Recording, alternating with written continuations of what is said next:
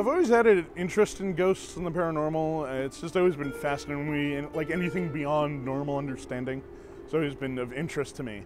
A lot of people, when they go on a ghost tour, expect to be scared and expect people to, jump out at them in costume and that kind of thing. And we very specifically don't do that. We talk about paranormal investigation. We talk about what's real, what's not, how you tell the difference. I'd say giving ghost tours in some ways has actually made me less superstitious, because part of what we talk about on our tour is being skeptical. You don't want to assume everything's a ghost, because that doesn't help anybody. If we're trying to prove this stuff's real, we need to weed out all the fanciful stories. We need to make sure that there's evidence.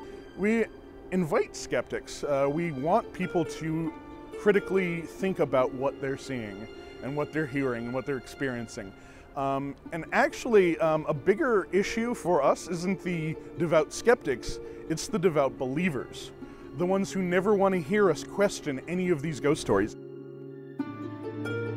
Boston has ghosts pretty much since its beginning. Boston's first governor, John Winthrop, wrote in his diary in the 1630s about what were called ghost lights. And they were seen along the Charles River and out in Boston Harbor. The scariest story I've heard involves the Omni Parker House Hotel.